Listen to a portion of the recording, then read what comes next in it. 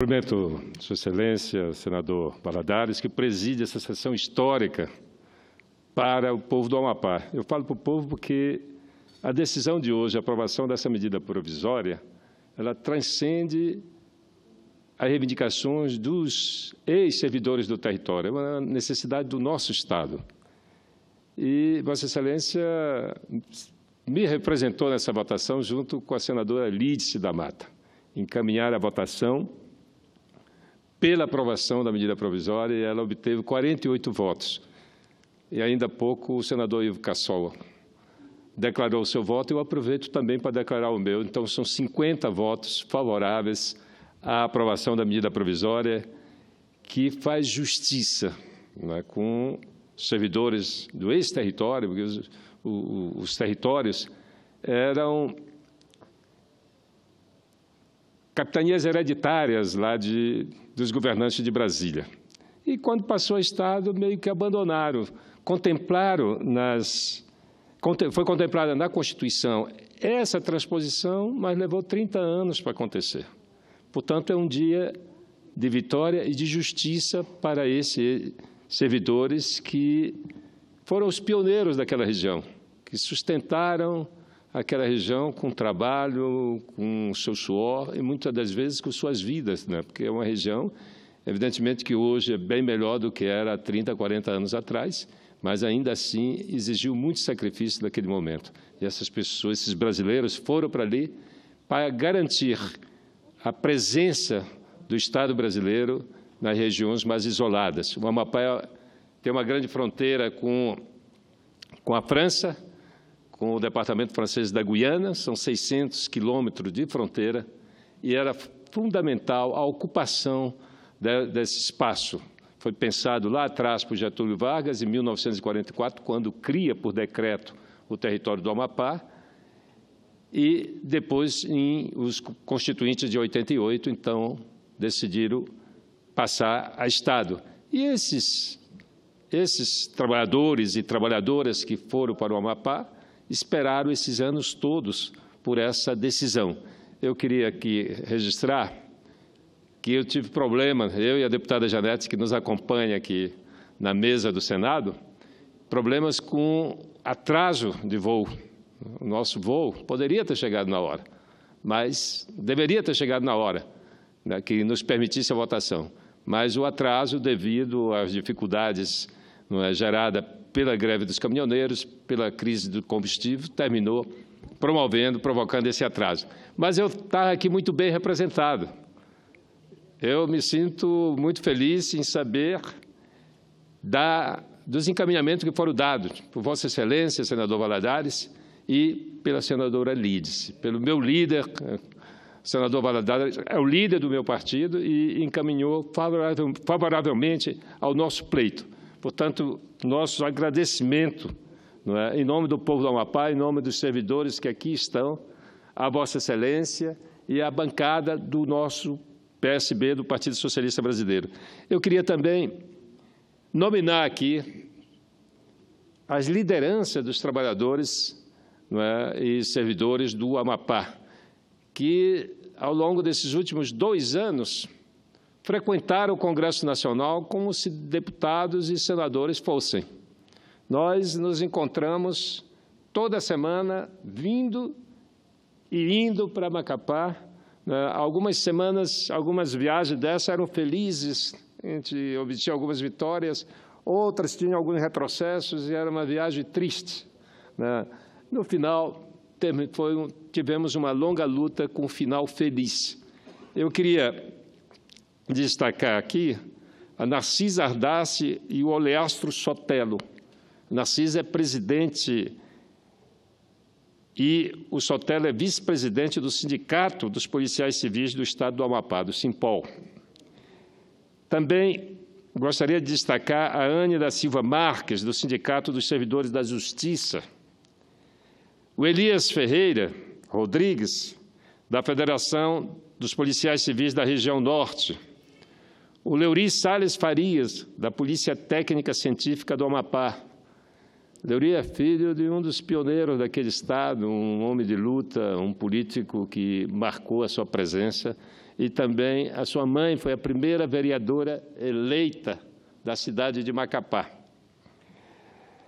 Eu queria também registrar a presença do Álvaro Silva, que é representante dos 90 servidores da Secretaria de Planejamento, e a Barral e a Nanete, que sempre muito combativas junto conosco. Em algum momento, a intervenção dessas pessoas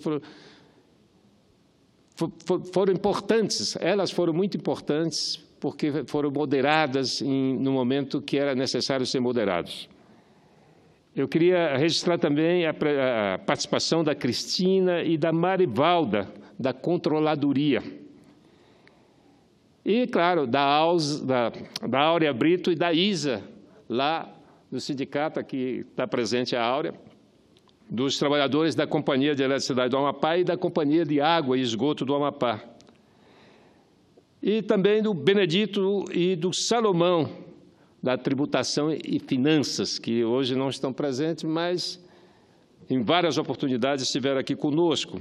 E, por último, registro a presença importante nessa luta do Coronel Barbosa, está aqui conosco, e também do Coronel Ailton, que é o presidente do Sindicato dos Policiais Federais, não está aqui, da Polícia Militar, não está aqui, mas eu faço questão de registrar a sua participação nessa luta. E agradecer também ao André, da Confederação Nacional dos Policiais Civis, e a Marcilene Lucena, que é a presidente da Confederação Centro-Oeste e Norte, que aqui estão presentes conosco. Muito obrigado pela participação nessa luta. Para nós, no Amapá, é um alívio na nossa folha de pagamento. Na verdade, é uma contribuição da União ao Estado, que há, de fato, uma redução na folha, e isso significa que há um excedente de recursos para aplicar na infraestrutura do Estado, porque nós temos uma carência enorme. Ao longo do período de território, os investimentos da União não foram suficientes para dotar o Estado da infraestrutura necessária para dar o salto do desenvolvimento. Até hoje, a única estrada federal que nós temos no Amapá está incompleta. O primeiro trecho dela, de 600 quilômetros, que vai até Oiapoque, ainda restam 105 quilômetros para ser concluída, e o trecho sul está ainda completamente em terra batida, sem pavimentação asfáltica. E também a parte de esgoto, de água, que foi esquecida, não é? E que a gente precisa recompor a capacidade de investir do Estado. E essa transposição de servidores, que já vinha acontecendo com a emenda 79, vai continuar com a emenda 98, e isso poderá dar um fôlego para reconstituir a capacidade de investir e dotar o Estado no mínimo de infraestrutura. A situação no nosso Estado é de absoluta carência exatamente por causa dessas dificuldades vividas na época de território e também a condução equivocada de alguns governantes nesse momento. Por último, eu gostaria de fazer um registro aqui sobre a greve dos caminhoneiros, senhor presidente. Eu alertei na quarta-feira passada aqui que a gente não poderia postergar essa discussão, deixar a discussão para o dia 29, como pretendia o presidente da Casa. A situação era insustentável e essa greve ela é justa. Ela é justa não só para os caminhoneiros, também para a sociedade brasileira, porque é insuportável carregar o peso do custo dos combustíveis, da energia elétrica. E esse governo, o governo Temer, com seu preposto na Petrobras, o Pedro mau parente, porque não é possível, né? Esse Pedro parente é um mau parente, não pode ser um bom parente. Como é que ele altera diariamente, aumenta o preço do combustível praticamente todos os dias e algumas vezes mais de uma vez por dia? Então, é evidente que a paciência iria acabar, e acabou a paciência dos caminhoneiros, mas não só dos caminhoneiros, mas do conjunto da sociedade brasileira, que agora, só agora, está começando a entender o que foi que, de fato, aconteceu com os combustíveis, não é? O Brasil deixou deixou de considerar, o governo brasileiro, o governo Temer, deixou de considerar a Petrobras uma empresa nacional, passou a considerar uma empresa do mercado. Então, atrelou o preço do combustível à variação do preço do barril de petróleo no mercado internacional, à variação do câmbio, e isso terminou virando uma gangorra, onde as pessoas não sabiam como ia amanhecer o preço da gasolina, do óleo diesel no outro dia. Então, é evidente que não poderia dar em outra coisa, e nós tínhamos alertado, não é? A política de preço praticada pela Petrobras é uma política suicida. Suicida para o povo brasileiro e também para a empresa, porque essa empresa é brasileira. Essa empresa não pertence ao mercado internacional, pertence ao povo brasileiro e ela tem que ser devolvida ao povo brasileiro. E é preciso que haja uma modificação nessa política de preço, mas o governo insiste em penalizar, em espetar a conta nas costas dos mais pobres. Quer que o governo, em vez de calcular os custos, como é que essa planilha de custo da Petrobras, como é feita? Alguém conhece a planilha de custo de preços da Petrobras? Eles só falam que é atrelado ao mercado internacional, mas nos Estados Unidos a gasolina é metade do preço do Brasil, não é? Como é que em menos de um ano a gasolina teve aumento, a gasolina e o óleo diesel tiveram aumentos de mais de 50%. Aí é fácil entender a indignação das pessoas, só o governo que não entende. E o governo, em vez de baixar o preço da gasolina, ele termina sacrificando o povo brasileiro, que está tirando dinheiro dos impostos para poder pagar os acionistas que não podem perder um centavo. Então, essa é uma coisa absurda, não é? É inaceitável. O governo tem que mudar a política de preços da Petrobras, calcular, nos apresentar uma planilha de preços aqui para saber como é composto esses preços e não apenas reduzir os impostos, o PIS e a COFINS. Esse dinheiro é que vai pagar os acionistas. Agora, imagine, o povo todo vai pagar a conta para diminuir o diesel e o combustível, e a gasolina, perdão. E a gasolina vai continuar subindo. Aliás, já teve um aumento hoje da gasolina. Isso aí é absolutamente ridículo, né? No meio de uma crise, a Petrobras ignora a sociedade brasileira. Então, é necessário que a gente vá para cima de quem tem que ser punido por esse crime. E outra coisa, qual o tamanho do prejuízo causado por essa greve? Porque essa greve só aconteceu porque tem um governo de braços cruzados, tem um governo que não governa, tem um governo incapaz de conduzir uma negociação que deveria ter acontecido há 2 meses atrás. Há 2 meses atrás que se fala na greve, na possibilidade de greve e o governo fazendo cara de paisagem. A greve aconteceu, o prejuízo está aí, que deve ir.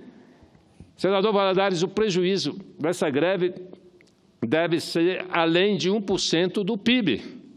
Um prejuízo que jamais, em qualquer momento da história brasileira, houve uma greve que paralisou a produção de carro no Brasil. Essa é a primeira vez que a produção paralisa. Portanto, é uma greve com um impacto gigantesco na economia, com prejuízos enormes. Quem vai pagar esse prejuízo? O Temer, mais uma vez, espeta nas costas dos mais pobres. Esse é o absurdo do governo imposto, não é, por meia dúzia. Um governo resultado da insensatez desse Congresso Nacional, que terminou afastando uma presidente eleita legitimamente pelo voto, para colocar em seu lugar um presidente que é totalmente refém de um setor financeiro, dos rentistas, do capital internacional. Ele só se sustenta, ele sabe que se baixar o preço da gasolina, ele não está baixando o preço da gasolina, ele está tirando nem do óleo diesel, ele está tirando imposto, mas ele tem que baixar o preço e, para isso, tem que tirar o Pedro Parente da Petrobras. Eu acho que é hora do Pedro Parente renunciar, pedir para sair, ou que saia ele e leve o Temer junto com ele. Já chegamos a uma situação de intolerância com esse governo irresponsável, incompetente e desonesto que o país tem. Portanto, eu lamento ter que abordar esse tema, mas é necessário. Finalmente, eu gostaria de finalizar, mais uma vez, agradecendo à liderança do nosso partido e aos trabalhadores que se deram as mãos aos parlamentares do nosso Estado para essa grande conquista, que é a aprovação da medida provisória 817 no dia de hoje. Obrigado, presidente.